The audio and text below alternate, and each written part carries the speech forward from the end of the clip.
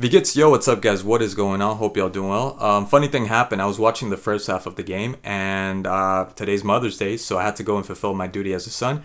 So I said, okay, I'm gonna go and I'm just gonna catch the second half when I come back. I come back, and the listing's not there, so I know what happened. I know the end result. I just wasn't able to watch the second half. So for funsies, I said I'm just gonna review the first half. Why not? I already upload games, 2 days later, a day later.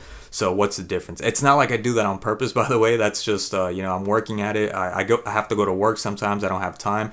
I'm trying to review many games at once. So you can consider this part one to the whole game, to the Arsenal versus Brighton match. So what did I think of the first half?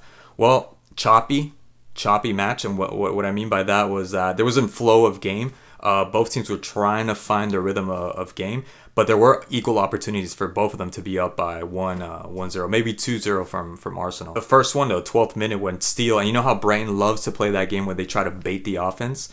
So they almost paid dearly for that, because Xhaka, by centimeters, almost got to the ball. And had he gotten to the ball, he didn't even have to pass it into the goal or shoot it into the goal. He could have walked into the goal. That's how close of a chance it was, and how open he was going to be with the ball by himself, because the goalie was already on the right hand side. And then Enciso on the other side got a chance with I think it was Gabriel and Ben White maybe that were covering him, and just on the off chance that it might go in, Ramsdale just got a hand to it and went for a corner kick. Then even Odegaard had a chance with a cross shot. Well, it wasn't really much of a danger in that shot, but an attempt nonetheless, just trying to test the keeper steal. And then we see Martinelli get injured, and then Trossard coming in for him. Trossard, I think, did a pretty decent job. Not at the beginning, he was giving a lot of balls away, but he did have a chance. There was a chance where a very clear chance. I think that was the first clear chance of Arsenal, where he went to his right, he cut into his right. I guess he wanted to place it in the top corner, but ended up hitting one of the Brighton players and hit the bar and went out, but it wasn't even a corner kick. So there was that chance. There was a close chance. I thought it actually just went all the way into the stands, and that it was just him kicking the ball and it didn't hit anybody. But that was actually a corner kick and a deflection that could have ended up in goal. There was also a nice little triangular link up with Jesus and Odegaard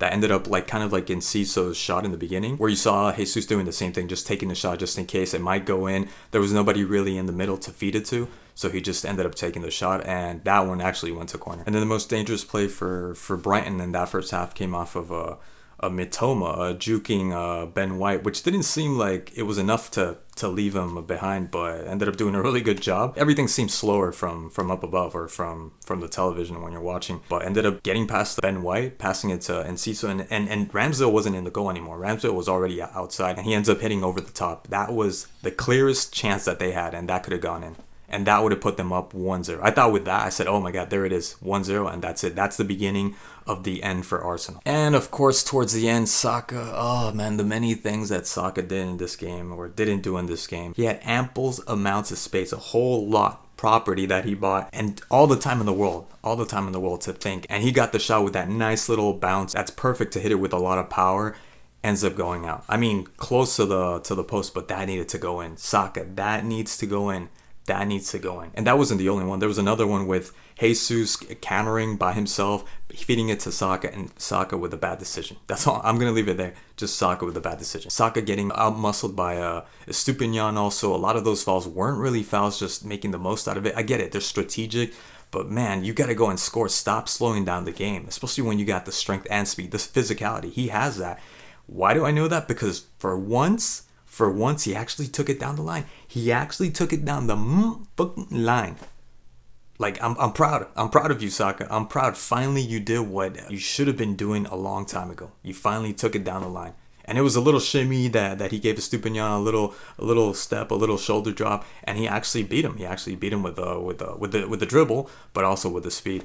Ended up being a center, but not much came out of it. But you finally got it done. He could have been responsible for putting Arsenal up ahead by 1-0. Definitely, that should have been a goal. Just like Enciso, I was gonna say Caicedo. Just like Enciso in the beginning, should have scored that goal. Saka also needed to put that in the net. Anyways, guys, that's all I got for today. Stay tuned, I guess, for tomorrow for the second part of this video, if you want. Thank you so much again for watching, and stay tuned for future videos, and I will see you in the next match. Tschüss!